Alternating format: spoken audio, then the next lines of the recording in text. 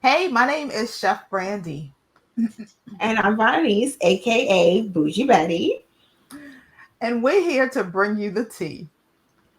otherwise known as the easy answer. Look at that. Look at that.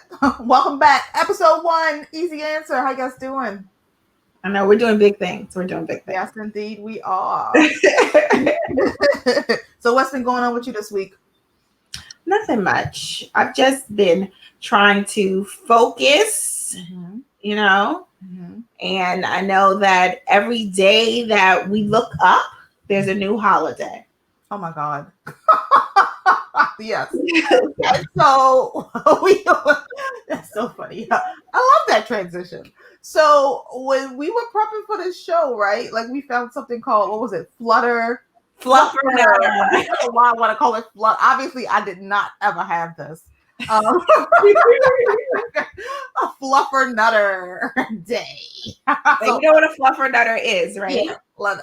let people know. I can't imagine I'm not the only person who did not know what that was. Okay, so Fluffernutter is also called a peanut butter and marshmallow sandwich. All Mhm. right. It's a sandwich that was first created in the early 20th century after marshmallow cream, a sweet marshmallow like spread, was invented in Massachusetts during World War One. A recipe for peanut butter and marshmallow cream sandwiches is one of the earliest examples of the sandwich that was ever published. The And term fluffer nutter was created by an advertising agency in 1960. of course, we have to make an official name for peanut butter and marshmallow on bread, and they had to hire an agency to do it. Because we can't just call it marshmallow peanut butter sandwiches anymore. That has to be something special. Yeah, I Um, mean, of course, everything has to be special. This is America, right? It's the American way. yeah. Now, have you ever had a fluffer nutter?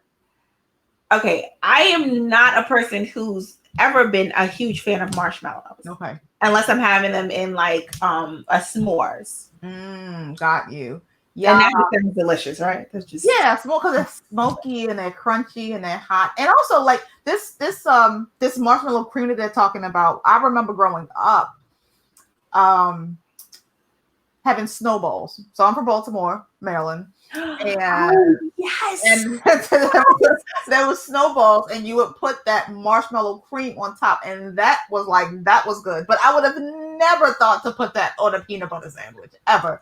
Um, Yeah. so Peanut butter just doesn't, I don't think when I think peanut butters, I think marshmallows.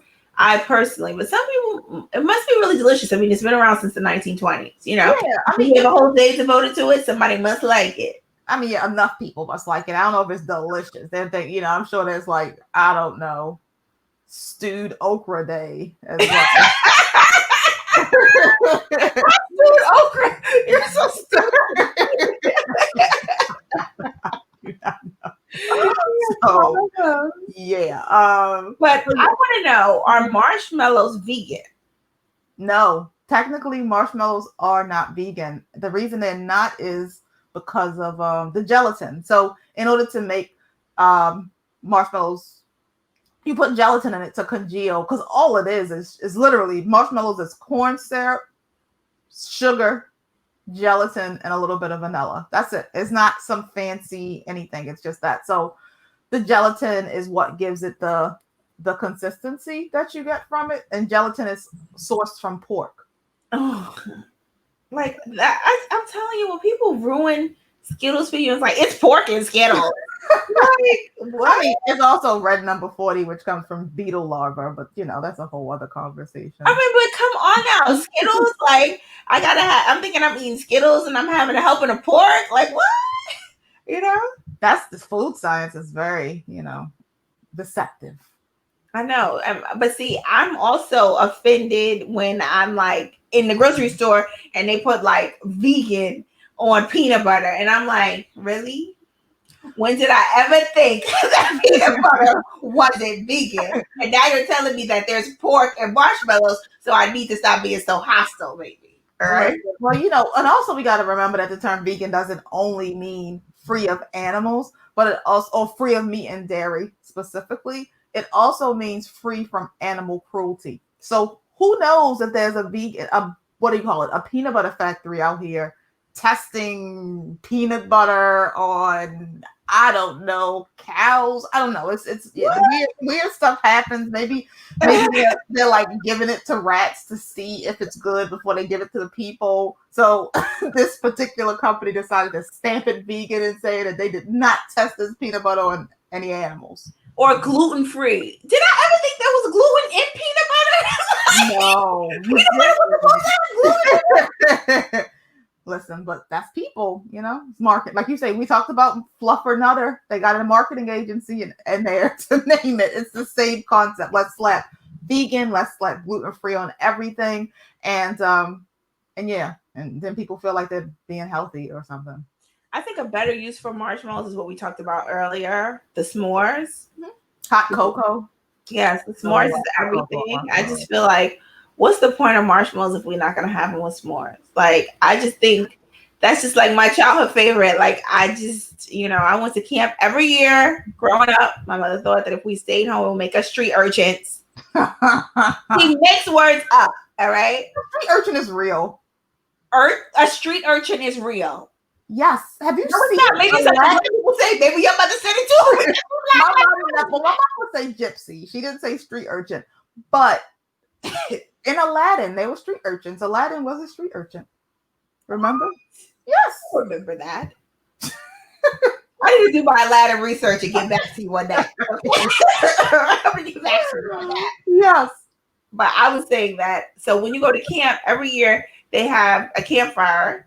You actually might sleep out. Like, it was sleepaway camp, and it was also day camp too. My mother was not playing. Mm-hmm. And so we had s'mores, and it was the first time I was introduced to the marshmallow under the fire. That's an amazing experience. I mean, it's just, it doesn't make any sense how good it is. And I feel like, me personally, it can't be too burnt for me. You like it to be golden. Like, yes, like I like the flaming one. You understand? Like, and then when you open it, it's like all gooiness. To me, that's the best part. Got you. And so I would say that would be my childhood favorite. And that, and remember onion rings that used to come in the bag? So good. What brand though? Because there were 2 brands of onion rings. Not the whack Funyuns. Ew. We're not going to come for Funyuns. First off, Funyuns are not onion rings. They're like a subset of onion rings. You understand? So they're just like what we call a knockoff brand. No, they are not a knockoff brand. They're a whole other category on their own. The flavor profile is different. The spice blend is different. The texture, the size, that is a whole different thing. Let me tell you something. Nothing gets Brandy excited when you come for some food. All right? You're going to be like, Brandy, I was running and I dropped all your money in the gutter. Brandy will be like, well, it's money I could just create. All right? Money is the energy. All right? But let you come for a food item. Those are fighting words. You're not gonna come from onions. No, we're not that good. Onion rings with the bomb, okay? I'm assuming you're talking about the Wise brand in a green bag with the clear, like the yes, clear. Yes, okay. Everything. Yes. There was another. How do you know the lowdown of what it was? You're such a foodie. Listen, obviously ever since childhood, because like these are things that that I remember. I mean, I don't remember the last time I've seen a bag of onion rings. Me neither. And when I do, like, I want to buy them all up, Yeah, and I don't even care if they have are these do they have gluten in them? I don't know. I need it in my life. Okay? That's funny these days. I have no idea what's in a bag. I don't even know what's in a bag of onion rings. I haven't seen one in ages. And it's going to be like 40 ingredients for 10 onion rings. So processed, right? So sad. Oh, God, onion rings. They were so freaking good. And another thing I like, which is not really a childhood, not a child favorite. So, like, my friends thought it was weird that I used to like, but I used to like paydays. I used to love paydays. Paydays were good. And then you can get them at the dollar store, like the penny candy. Okay. There was like a penny candy store around the corner from us, mm-hmm. and they had paydays. But when we were younger, my mother's like, "This is penny candy," and we're like, "It's not a penny anymore. It's 5 cents." She's like, "Oh, Oh my God. penny candy worth of 5 cents?" Yes, lady. And we thought it was cheap, so we were good. For 1 quarter, I get 5 pieces. You know? My mother's like, "You should get 25 pieces." That's so funny. I love candies. Another thing that I used to like until I got sick from it was Nutter butter. Oh, those cookies, those peanut shaped cookies. How did you get sick from a Nutter butter? Okay, so I'm a type of person, like, if I went to like a birthday party or something, and the last thing I ate was a Nutter butter. And so when I threw up, all I remember is the taste of the Nutter butter in my mouth. We're done for life. Yeah, I got it. You have a bad experience from it. Done forever. Yeah. However, the same thing happened with me in eggplant, and there's nothing you could do to get me to ever touch another eggplant in my existence. You had you went to a party, somebody made bad eggplant, you threw it up, and now you're never going to give eggplant a chance again. Never again. I ate eggplant parmesan, but my mother said that day, she said that day you must have eaten all day. She was like, you woke up at 8 o'clock. By 4 o'clock, she was like, you had at least 6 dishes. She was like, you kept eating all day. And then, I threw up like the baby that I was. I was like 7 or 8. Mm-hmm. I have not touched eggplant since then. And that was just 5 years ago because, I'm really a teenager. Okay. So let's take you back to last summer. Because, when you went to camp and you had those. I mean, like 10 years ago. Let's just say that was 20 okay. Yeah, those marshmallows and stuff. So, and now that you're trying to keep it hot, the easy answer to keeping it hot is, being a little more plant-based. So, how do you make plant-based marshmallows, right? How do you? Tell me, Brandy. So, exactly what I said before, right? You're talking about the sugar. Mm-hmm. For our s'mores, because we gotta have s'mores. We do s'mores. So you would do sugar. Okay. I would probably go with aquafaba, which is the chickpea juice, cream chickpea juice with a little bit of cream of tartar. I know it sounds crazy, but chickpeas. You always take me to some type of bean, right? Beans are like people be sleeping on beans, but beans are very, very good. No, you're not gonna come for beans. I'm not. It's blasphemy. Okay, you cannot come for beans. And of course, vanilla, and the gelatin replacement would be agar agar. I'd probably go with agar agar. You might be able to do it with arrowroot powder. Now, agar agar is actually a sea weed that you find in the ocean, the sea. Used a lot in Japanese food, like when they're trying to make it like kind of gooey. Mm-hmm. And you have to soak it. It's kind of like gelatin, how gelatin is. You kind of soak it to get it congealed, then you'll get that same consistency. And arrowroot makes some. You probably can make a good cream, a better marshmallow cream with arrowroot powder. But if you want them to stay together, I would say agar agar. But how I'm gonna get my graham crackers without? Oh, graham crackers are naturally plant-based. Well, not plant-based, but they're vegan. Graham literally is just a wheat flour. It's wheat flour, sugar, oil. So there's no eggs in it. There's no eggs. Okay. Now, because I am big on reading labels. Yeah, you have to read your label because you never know. Because randomly a company will throw something into a thing. But 9 times out of 10 there's no egg in a graham cracker. Okay, so graham crackers, we got our graham crackers. Mm-hmm. We got our marshmallows. Where we're gonna get our chocolate? Oh, chocolate's easy. You just can't like milk chocolate. You gotta go with the dark chocolate or semi-sweet chocolate. Okay. But doesn't all chocolate have milk in it? No. Chocolate starts off with no milk in it. None at all. We add milk to it. So at 100% cocoa, if you have ever had cocoa powder, like raw cocoa powder, and it's like super bitter, that's literally how like chocolate tastes initially. It's not until we add sugar and milk or I meant chocolate bars. I didn't mean like regular one. I mean like doesn't chocolate bars, Where do you think chocolate bars come from? I know, but I'm saying like chocolate chips. You understand? Don't they all have some form of milk in them? You know? Not all of them. It depends on the brand. Most brands, I will say 90% plus, 93% of the brands, yes. There's a brand that's specifically like plant-based called I think I've seen those. I think it's called Good Earth or something. I know. Yes, I've seen those in Whole Foods. They have it. Yeah, so they're committed to, like, of course that's their brand, so they don't do any milk and airs. But then Trader Joe's brand happens to just be accidentally vegan, so to say. Like, there's no milk in the Trader Joe's chocolate chips.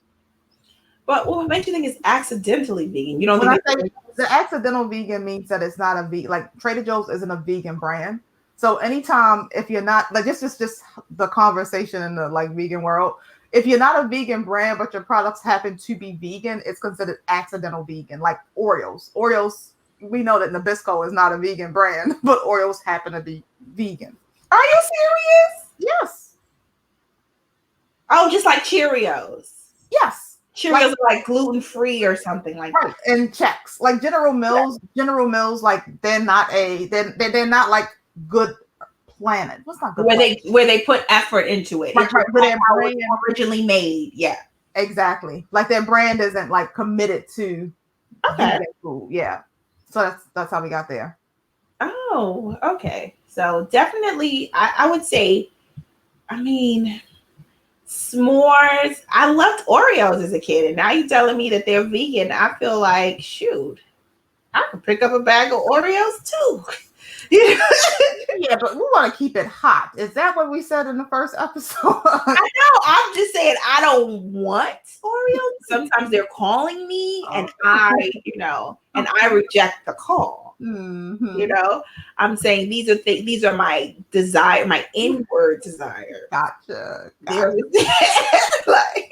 I was just with my niece yesterday, and she did something good, and she was just like, I was like, "You want a treat?" And she was like, I have 2.5 Oreos. I bit half of it. She was like, and I was like, okay, girl. She wanted the half too. She was not playing. And I gave it to her. What was I going to say? No, you know.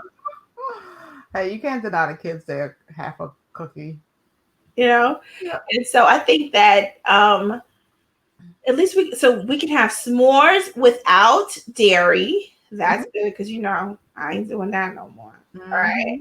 So do you think that we could, is there any other like substitution for, like, me, if I'm going to have s'mores, I want to have, like, all the stuff I had as a kid, the sodas, the, the ice creams, all of that, Yeah. So we know ice cream is super easy. There's a ton of plant-based ice creams by major brands. We don't have to look that far. We're talking about Ben & Jerry's. We're talking about Haagen-Dazs. Even Tellini's, the Tellini's, I believe is that the brand that comes in that plastic bottle that everybody goes crazy about. Has a dairy-free option now. The gelato ones, yeah. The gelatos. Now, when we're talking about soda, yes. I'm big on, but this is just me. I just like to take fruit puree and seltzer water. That's my soda. That's how I make soda. Like, and I feel like, yeah, there's sugar in it because fruit has sugar in it. But it's better than high fructose corn syrup and, natural flavors and caramel color and all of the other crap that you find in soda. So that's my response. And in Italy, they actually, that's how they make soda. They call it Italian soda. You may have seen in Target, that Archer Farms brand has something called Italian sodas, and literally all it is juice and seltzer. Oh, okay. So, okay, Princess has arrived. The princess is here. The princess. We have to say hi because she loves us. Okay. Yeah. Don't you ever forget it, Brandy. Ooh,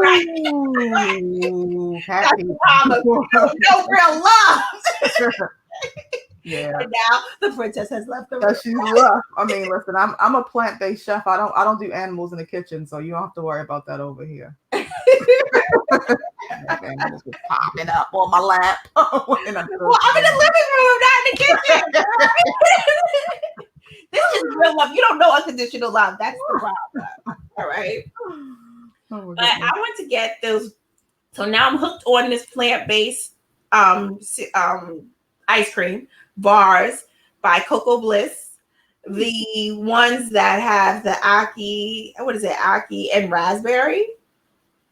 And don't you know I can't find them anymore? Oh, the acai. Acai, yes, Mm-hmm. acai. Mm-hmm. I'm from the hood. No, no, because I'm like Aki and sawfish. I'm like, what? I was just trying to figure out like they put. I was like, he said acai. Got Acai, yeah.